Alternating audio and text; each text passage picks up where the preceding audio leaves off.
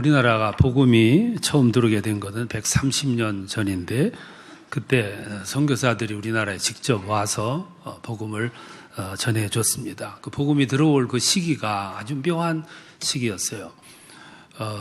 미래가 암담하고 또 일본에 압제도 있었고 또 희망이 없던 그런 어둑한 문명 속에 살아갈 때 복음이 왔습니다. 그때 선교사가 온 사건은 선교사가 왔다는 차원을 넘어서 우리 민족에게는 희망이 주어졌고 깨달음이 주어졌고 무엇보다도 눈을 뜨게 됐다는 것이 참 큰 은혜였습니다. 육신의 삶뿐만 아니라 현재도 볼 수 있는 눈이 띄어졌던 것뿐만 아니라 그때 영적인 세계를, 영적인 가치를 깨닫게 하는 그런 아주 절묘한 은혜를 우리에게 주셨습니다. 130년이 흐르고 난 오늘 우리 민족의 모습을 보면 이렇게 달라지는데 작용을 하게 됐습니다. 세계로 나가서 살게 됐고 개척 의지를 불태우며 살아가는 민족이 됐습니다. 무엇보다도 큰 은혜는 우리 민족에게 예수님을 알게 되는 큰 계기를 주었다 하는 겁니다. 사도 바울은 예수를 아는 지식이 가장 고상한 지식이다, 그렇게 말씀도 했습니다. 오늘 놀라운 부흥이 이루어져 가지고 오늘 우리들이 이런 은혜를 입고 살아갑니다. 그런데 이것을 생각하면 그것으로 끝나는 것이 아니라 이제는 누군가에게 알려줘야 되고 우리들이 입었던 그 은혜를 함께 나눌 수 있어야 된다고 하는 그런 빚진 자의 심정을 갖게 됩니다.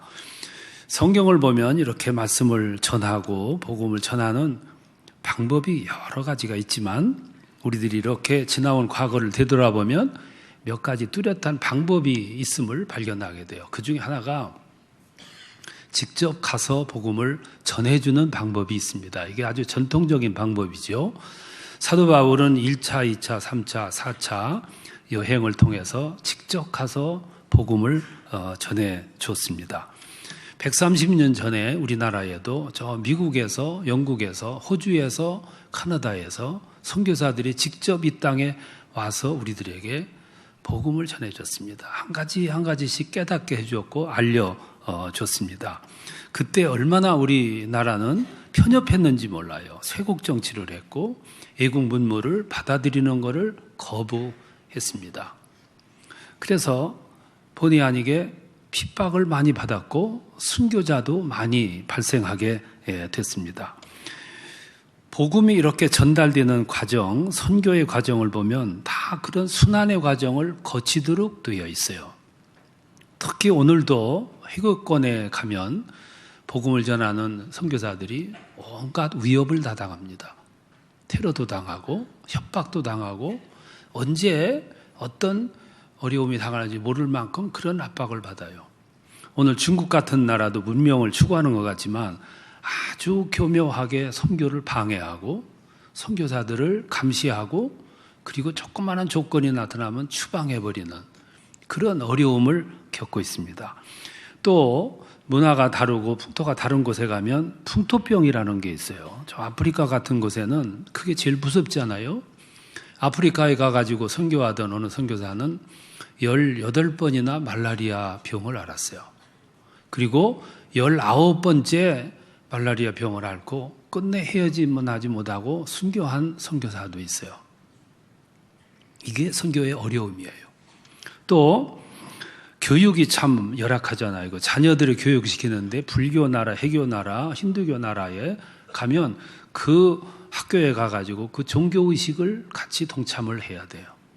이런 어려움들이 많이 있습니다. 이런 과정을 극복하지 못하면 선교라고 하는 것은 이루어질 수가 없는 거죠. 그래서 역사를 보면 그런 어려움, 장벽, 그걸 다 극복해내고 그리고 그 땅에 복음을 전파하게 되는데 우리나라도 되돌아보면 그런 과정을 거쳤어요.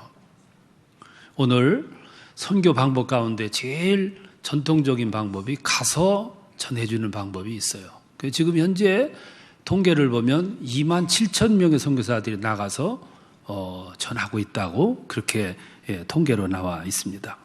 이런 방법이고 또 하나 방법이 있어요. 그거는 후방에서 선교사들을 지원하는 선교 방식이 하나가 있어요. 전쟁은 전쟁터에 나가서 전투하는 병사가 있지만 또 저 후방에서 그 병사들을 위해서 보급품을 추진해주는 그런 병사들이 있습니다. 어쩌면 이것이 더 중요할런지도 몰라요. 전투의 승리는 전선에 나가서 싸우는 사람도 중요하지만 그들을 위해서 보급품을 추진해주는 이 전략이 참 중요해요. 그래서 보급로를 확보하는 것이 전투에서 중요한 일이고 또 보급로를 차단하는 것이 또 중요한 전투 요령 가운데 하나지요. 선교사가 전방에 나가서 선교할 때 이 후방에 있는 추진자들이 그들을 위해서 기도 한마디로 선교비 한 푼으로 격려 한마디로 그들을 후원해 주는 그것이 굉장히 큰 용기, 격려, 수단이 되는 거죠. 아무리 유능한 군인이라 할지라도 보급이 어려우면 전투를 못하는 거죠. 선교사도 마찬가지고요. 어떤 아들이 전투에 임하게 됐어요. 전선을 향해 가는 아들에게 어머니가 이렇게 말씀을 합니다. 너는 전선에 가서 걱정하지 말아라. 밤 9시만 되면 내가 너를 위해서 기도할 것이니 하나님이 너를 지켜주실 것이다. 담대하거라. 그리고 믿음을 잃지 말라. 이 아들이 전선에 나갔어요. 외롭게 전투에 임합니다. 어려울 때마다 밤 9시에 어머니가 기도해 주신다는 믿음이 컸어요. 평소보다 더 절실했습니다. 어느 날 야간 전투가 벌어졌어요. 이쪽 진지에서 숨어서 저쪽 진지를 향해서 총을 쏘고 저쪽에서 이쪽을 향해서 총을 쏘고 전투가 심하게 벌어졌어요. 어느 순간 옆에 있는 병사 하나가 총에 맞고 진지 밑으로 떨어졌어요. 누군가가 가서 그를 데리고 와야 되는데 지금 상황이 내려갈 수 없는 상황이에요. 그때 이 병사가 늘 시계를 봤습니다. 시계를 보고 또 보다가 어느 순간이 되니까 참 뛰어내려가서 그 부상병을 데리고 올라왔어요. 전투가 끝났습니다. 중대장이 묻습니다. 왜 그렇게 시계를 봤냐? 그러니까 그 얘기를 한 거예요. 밤 9시가 되기를 기다렸습니다. 9시면 내 어머니가 나를 위해서 기도하는 시간입니다. 그 기도를 하나님이 들으시고 나를 인도해 주실 줄 나는 믿었습니다. 그 시간에 되기를 기다렸던 겁니다. 이게 뭐냐면은 후방에서 지원하는 보급이에요. 후방에서 진지하게 전투에 임한 병사를 위해서 기도해 주는 거, 보급을 해 주는 거. 전선에 나가 있는 선교사를 위해서 후방에서 중보 기도를 위해서 열심히 기도해 주는 거, 여러분이 내고 있는 선교 헌금 한 푼이 이게 얼마나 중요한 보급품인가를 알게 되는 거죠. 그래서 선교는 직접 나가서 전도하는 경우도 있고 후방에서 전방에 나가 있는 선교사들을 후원해 주는 방법이 두 번째 선교 방법일 수 있어요. 또 하나 방법이 있어요. 그거는 우리들이 어디서 살든지 우리가 사는 삶 현장에서 그리스도인으로서 선하게 사는 삶 자체가 참 좋은 선교예요. 선교하면은 적저 선교지에 나가 있는 선교사를 언뜻 떠올리는데 그 선교도 중요하지만 어쩌면 오늘 이 세상 속 어느 장소에서 몸담고 살아가는 나의 삶 현장에서 내가 그리스도화된 제자로 중심 있는 신앙 삶을 살아가는 그 삶 자체가 보다 더 훌륭한 선교일 수 있어요. 내가 중심 있는 그리스도인으로서 삶의 현장에서 뜨겁게 헌신하며 열정적으로 살아가는 그 모습에서 누군가가 감화를 받았다면, 감동을 받았다면, 메시지를 받았다면, 어떤 느낌을 받았다면, 그리고 그 느낌이 가마에 열매를 맺어가지고 회심의 역사가 일어났다면, 결신을 이루었다면, 그 얼마나 귀한 선교입니까? 여러분, 새 차를 사가지고 탁 갔다가 주차장에 놨는데 누가 슬쩍 긁고 가버렸어. 쪽지도 없어. 여러분, 그때 무슨 심정이겠어요? 근데 그 장소가, 주차장이 교회 주차장이었어. 누군가가 내 차를 긁고 갔어. 쪽지도 없어. 그때 여러분은 무슨 심정이겠어요? 그래서 어느 곳에 살든지 책임감을 가지고 산다는 건 중요한 거예요. 그리스도인의 삶은 설명 필요 없어요. 그리스도인의 삶 자체가 책임 있는 삶이에요. 그 책임 있는 삶을 어디서 내가 살든지 간에 그것이 구현될 때 사람들은 거기서 메시지를 받게 돼 있고 감동을 받게 돼 있어요. 내 직장에서, 회사에서, 사업장에서 교우들이, 내 이웃들이 나의 그런 모습을 통해서 뭔가 사람들이 감화가 있었다. 그러면 그거는 진정한 그리스도인의 삶이에요. 그게 선교의 삶이라 이 말씀이에요. 어느 돈 많은 사모님이 항상 과일 가게 와가지고 과일을 사가요. 근데 그분의 과일을 사가는 모습이 특이해요. 모든 사람들은 똑같이 와서 예쁘게 생기고 먹음직하고 탐스럽고 잘생긴 것을 고르고 나머지 하나 더 가져가려고 애를 쓰는데 이분은 골라. 못생긴 것만 골라. 흠집 있는 걸 골라. 주인이 미안해가지고 하나 더 주려고 하면 한사코 거절해. 이번에도 오고 다음에 또 오고 그 다음에 또 오고 계속 그 집에 와서 하는 거예요. 아무 말을 한 것이 없어. 어느 날 길을 이렇게 지나가고 있어요. 저분인데 어디로 가시나 궁금해가지고 이렇게 따라갔어요. 그분하고 나하고 상관이 없는데 그분이 지나가는 거에 대해서 궁금할 정도면 그 마음속에 뭔가를 느낀 거예요. 가보니까 그분이 교회에 들어가는 거예요. 과일가게 주인을, 그 사모님은 전혀 내가 누구라는 건 말한 적도 없고 교회 가라는 전도하는 얘기 한마디도 안 했어요. 근데 과일가게 주인은 자기 스스로 가서 등록을 했어. 어디서 문제가 만들어졌을까요? 무엇이 그 마음을 움직였을까 싶어. 그게 이 세상을 살아가는데 그리스도인으로 살아가는 거예요.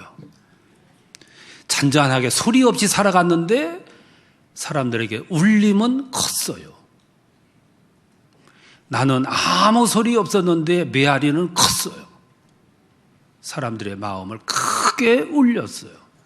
그리고 동기를 부여했어요. 그로 하여금 결단하게 했고 스스로 가서 등록하게 만들었어요. 이것이 선교적 삶이에요. 그래서 빛과 소금이 되라는 이야기는 참 광범위한 얘기예요. 그 모습에서, 언어에서, 역할에서 감동을 받는 거예요. 감동은 큰 일에서 받는 것보다도 잔잔한, 우리 생활 속에서 나타나는 잔잔한 모습들에서 울림이 더 크다는 거죠. 선교는 가서 전하는 것도 있고 그들을 위해서 후원하는 방법도 있고 내가 처해진 환경 속에서 최선을 다, 그게 그리스도인화된 제자된 삶이죠. 거기서 만들어지는 거예요. 성경을 헬라어로 타 비블리아라 그렇게 말을 해요. 책들이라는 뜻이에요. 이게 책들이에요. 성경은 한 권이지만 이 속에는 66권의 책이 모여가지고 한 권의 성경을 이뤘어요. 그래서 타 비블리아예요. 이 성경이 영어권의 나라에 들어가요. 영어권의 사람들이 성경을 보고 이 성경이 너무 거룩해요. 그래서 이름을 붙이기를 홀리 바이블이라고 이름을 붙여요. 이것이 중국에 들어와요. 중국 사람들은 그때까지 세상에서 가장 고귀한 책을 사서 삼경인 줄 알았어요. 그래서 거기다가 경자를 붙였어요. 사서 삼경이에요. 근데 그 사이에 성경이 들어와요. 성경을 읽어보니까 사서삼경하고는 격이 또 달라. 그래서 그거는 사서삼경이고 이거는 성경이라고 이름을 붙인 거예요. 이게 일본에 들어가요. 일본 사람들 읽어보니까 이게 참 희한한 책이에요. 이런 책이 없어. 그런데 이름을 붙이려고 그러니까 성경이 가장 적당한데 이미 중국에서 이름 붙였기 때문에 자존심이 상해. 그대로 따라가게. 그래서 일본 사람들이 성서라고 이름을 붙인 거예요. 이게 우리나라에 들어왔을 때 우리는 겸손하게 받았어요. 그래서 성경 그대로 따서 우리는 성경이라고 부르는 거예요. 성경은 이렇게 우리 손에 들어왔어요. 이 성경을 기록한 저자만 해도 40~50명에 이르러요. 그리고 쓰여진 시간을 보면 1600년 동안 쓰여진 거예요.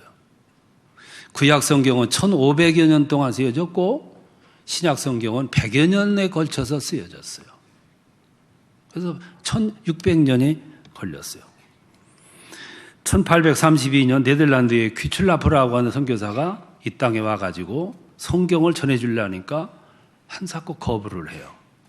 그리고 나서 30년 흐른 1866년에 영국의 로버트 토마스라고 하는 선교사가 미국의 상선에 승선을 해가지고 우리나라에 와요. 대동강변을 따라가지고 평양 근처까지 와가지고 통상교섭을 하는데 세국 정치할 때라 문을 열질 않아요. 평양감사 박규수라는 사람이 끝까지 거절하는 바람에 총격전이 벌어지고 나중에는 그 상선이 불태워져요. 그 토마스 선교사가 체포됩니다. 사형 언도를 받았는데 9월 3일 날 사형장으로 끌려가요. 참수형을 당하는데 칼을 들고 토마스 선교사의 목을 치는 사람, 그 사람을 망난이라고 그러잖아요. 이 망난이가 누구냐면은 김일성의 할아버지였다 그래요. 묘하죠. 사형 받기 바로 직전에 토마스가 가슴에 품고 있던 성경책을 꺼내가지고 그에게 주면서 예수 믿으라고. 그리고 사형 받았다는 거예요. 그런데 그 망나니가 나중에 아들을 낳는데 그게 김일성의 아버지 김형직이에요. 그가 평양에 있는 승실학교에 다니다가 기독 학생회장이 됩니다. 그리고 그가 김일성을 낳아요. 저 칠골 지역에 사는 믿음 좋은 처녀 강반석이라는 여인과 결혼을 해가지고 김일성을 낳아요. 후에 김일성은 그 어머니의 신앙을 기리기 위해서 어머니 친정 지역 칠골에다가 교회를 하나 지어요. 북한에 교회가 둘이에요. 평양에 봉숙교회가 있고 칠골에 칠골교회가 있어요. 이런 과정을 거치게 되는 거죠. 그 일이 있고 나서 14년 후에 1875년도에 스코틀랜드 선교사 존 로스라고 하는 사람이 만주로 와요. 만주로 와가지고 서상륜을 만납니다. 서상륜은 존 로스에게 한국말을 가르쳐주고 성경을 번역을 해요. 그래서 누가복음, 요한복음, 사도행전을 번역을 해가지고 일본에 보내서 일본에서 성경책을 만들어가지고 3,000권을 찍어냅니다. 묘한 것은 그렇게 만든 성경책을 1885년 4월 5일 날 아펜셀라하고 언더우드 선교사라는 사람이 그 번역된 성경책을 들고 인천항에 내리는 거예요. 그리고 나서 15년 후에 1900년도 5월 9일 날 신약 성경이 완전히 번역이 돼서 출간하게 됩니다. 그때 성경 번역위원회가 본부가 목포에 있었어요.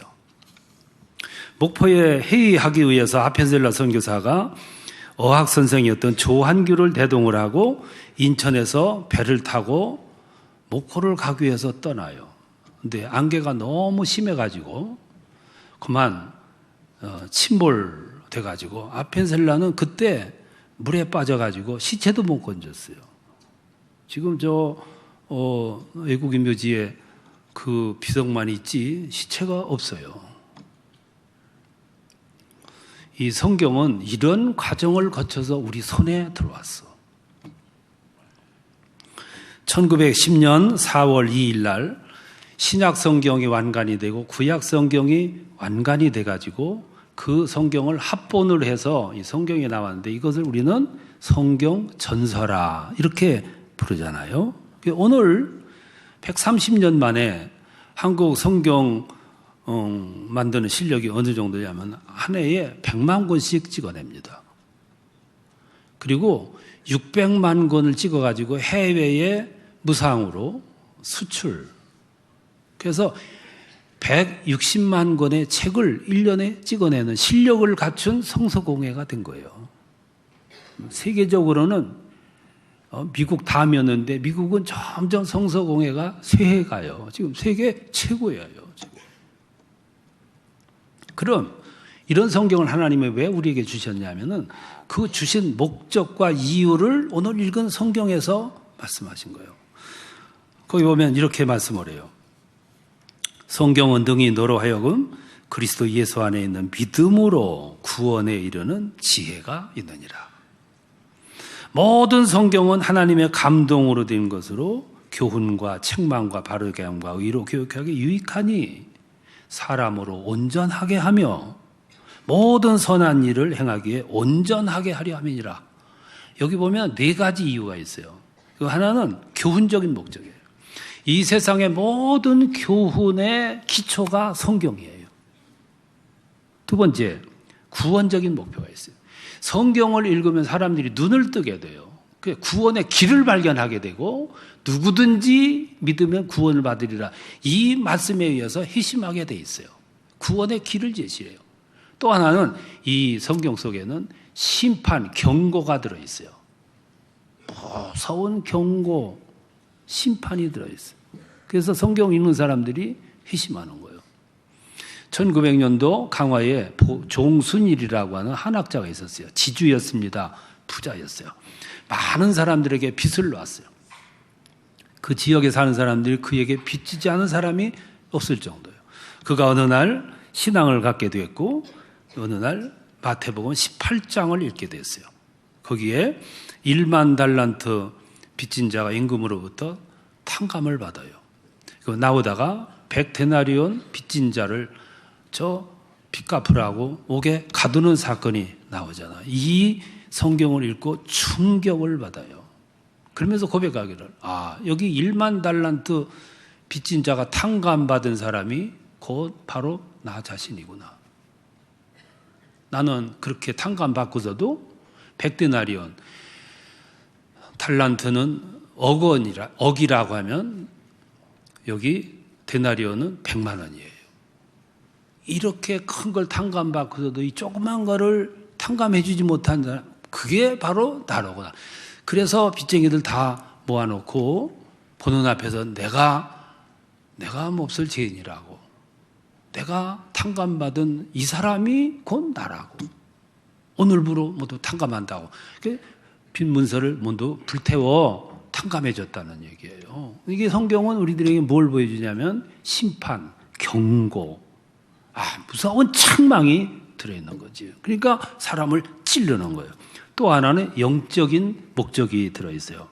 오늘 본문에서 보면 성경은 하나님의 성령의 감동으로 쓰여졌다 이렇게 말씀했어요. 그래서 성경을 사사로이 풀지 말고 그리고 영적으로 풀라고 성경은 말씀을 해요. 그게 성경이라는 거죠. 이런 성경이 이 땅에 처음 들어왔을 때 사람들이 무지하기 때문에 성경을 잘 몰라서 이거를 갖다가 불태우기도 하고 뜯어서 담배 말아 피우기도 하고 어떤 사람은 이것을 엿장수해 주고 엿바꿔 먹기도 했고 어떤 사람은 이거를 화장실에 메워놓고 화장지로 사용을 했는데 그 구멍이 막혀가지고 변을 못 봐가지고 그렇게 애를 쓰다가 눈물로 회개하고 그리고 세변을 봤다 하는 그런 얘기까지, 그 정도로 무지했던 백성들, 그런 백성들에게 하나님은 이 성경을 주신 거예요. 길을 찾으라고, 구원의 길을 발견하라고, 모두 구원받으라고. 이렇게 해서 우리에게 성경이 주어졌는데 오늘 우리는 성경이 너무 흔하니까 모르는 거예요. 이 지구상에는 어떤 사람은 성경을 소지하는 것만으로도 죽임을 당하는 사람들이 있는 걸 우리는 아셔야 돼요. 아프리카 가나라고 하는 나라는 50년 동안 영국으로부터 지배를 받아요. 그리고 57년도에 해방을 받습니다. 독립을 했습니다. 인구 2,500만이지만 GDP는 392불이에요. 우리나라 60년대만도 못해. 성경을 갖고 싶으나 가질 수가 없어요. 그래서 그 나라에 성경을 보내는 거예요. 선교사를 많이 보내는 것도 중요해요. 근데 성경 한 권을 그들의 손에 쥐어주는 것은 선교사 한 사람을 보내는 복과 같다는 거. 우리는 그걸 아셔야 돼. 성경이 이 땅에 들어와서 우리들이 눈이 열렸듯이, 영안이 뚫렸듯이, 세계를 알게 됐듯이, 구원의 길, 우리의 종말을 알게 했듯이 우리는 누군가에게 그 눈을 뜨게 해줘야 되고 길을 안내해 줘야 돼. 그게 우리들의 사명이에요. 이 일에 여러분 동참해 줬으면 좋겠어. 가족이 10명이면 10건.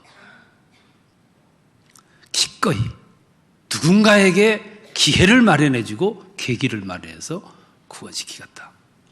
10건, 20건씩 헌금해 주시면 잘 만들어서 보내겠습니다. 누군가에게 하나님의 은혜를 나누는 이 일에 여러분들 모두 선교사를 후원하는 후원자들이 다 되시기를 축원합니다.